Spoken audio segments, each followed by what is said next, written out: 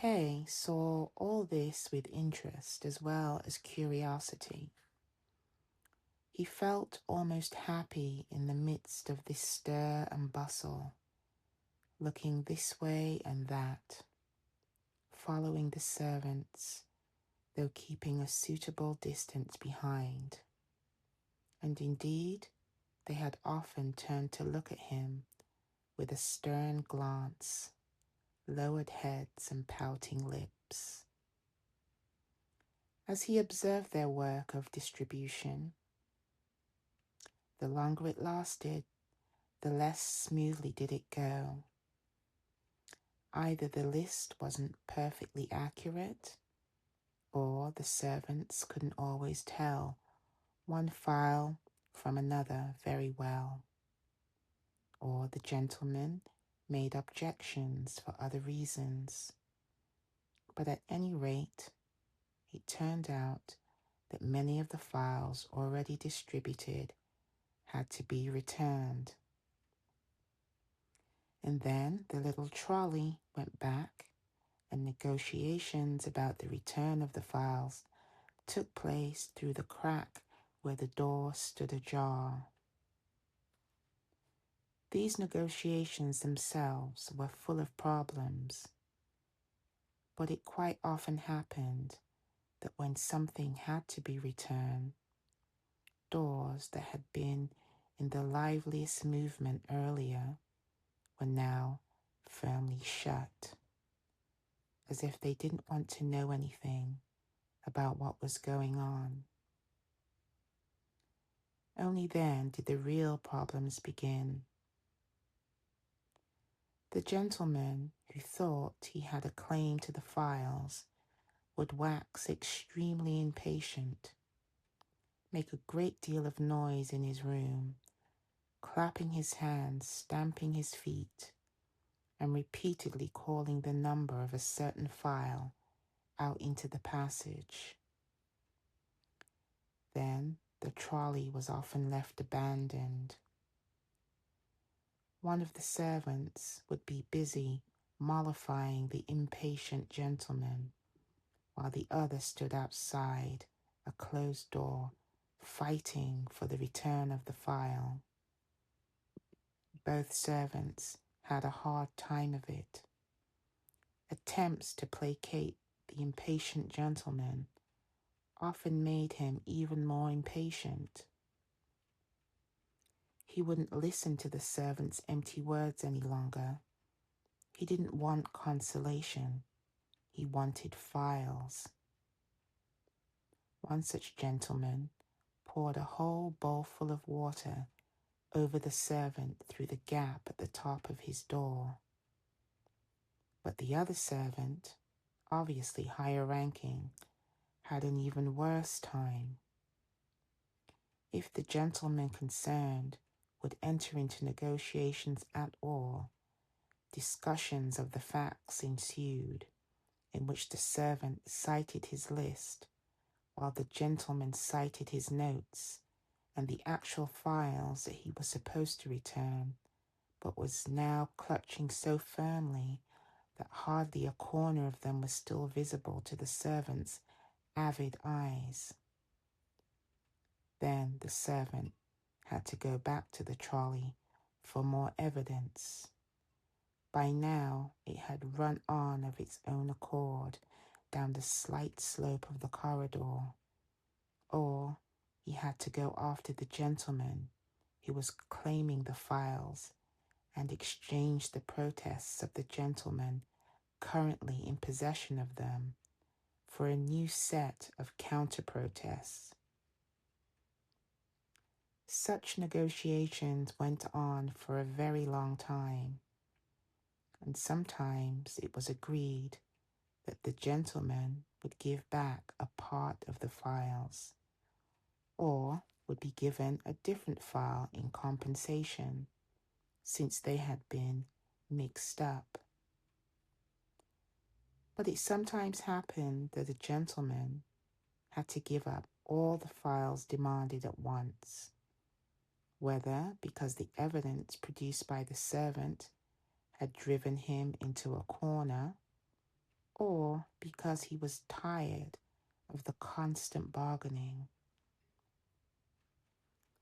Then he didn't hand them to the servant, but instead, with a sudden decisive gesture, threw them a long way down the corridor, so that the string tying them together came off. Sheets of paper flew around, and the servants had great trouble putting everything back in order. However, all this was relatively simpler than when the servant was given no answer at all when he went to ask for the files back. Then he stood outside the closed door, begging and pleading, citing his list, calling on the regulations, all in vain, for not a sound came from inside the room, and obviously the servant had no right to enter it without permission. Then even this model servant sometimes lost his self-control and went to his little trolley, sat down on the files, wiped the sweat from his brow, and did nothing at all for a while but dangle his feet helplessly in the air. All around him, great interest was shown in that. There was much whispering. Scarcely a door remained still, and up along the tops of the walls, faces, curiously enough almost entirely wrapped in scarves, followed all that was going on, but never stayed where they were for long. In the midst of all this turmoil, Kay noticed that Bergel's door had remained closed the whole time, and the servants had passed down that part of the corridor already, but no files had been handed out to Bergel. Perhaps he was still asleep, and what with all the racket, that would have meant his sleep was sound and very healthy. But why had he not been given any files? Only a very few rooms had been passed over in that way, and they were probably empty. On the other hand, there was already a new and particularly restless guest in what had been Erlanger's room.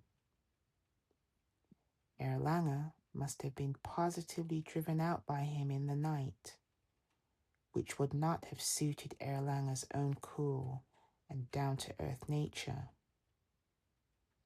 But the fact that he had been obliged to wait for Kay in the doorway of the room suggested that such was the case.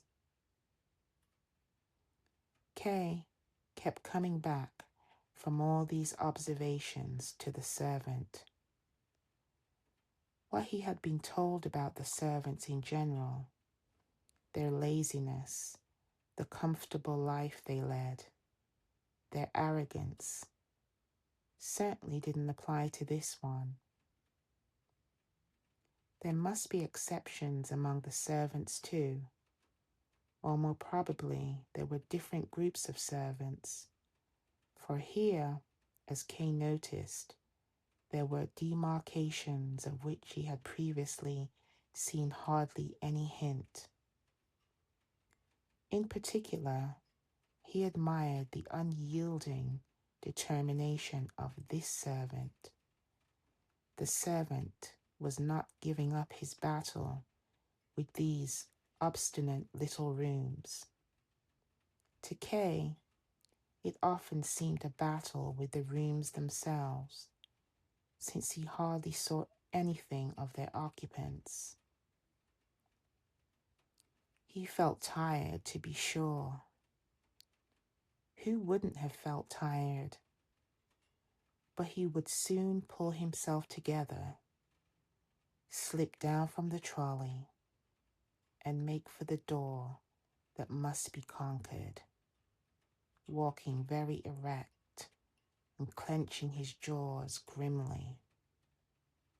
And it could happen that he was beaten back 2 or 3 times by very simple means, simply by the dreadful silence in the room, and yet was not overcome. When he saw that open attack was no good, he tried something different. For instance, so far as Kay could make out, he tried cunning. He would appear to go away from the door, letting it exhaust its powers of silence, so to speak, and turn to other doors. But after a while he would come back, call in a loud and very audible voice to the other servant, and begin piling files outside the closed door as if he had changed his mind and there was nothing to be rightfully taken away from the gentleman. Instead, he was to get more files.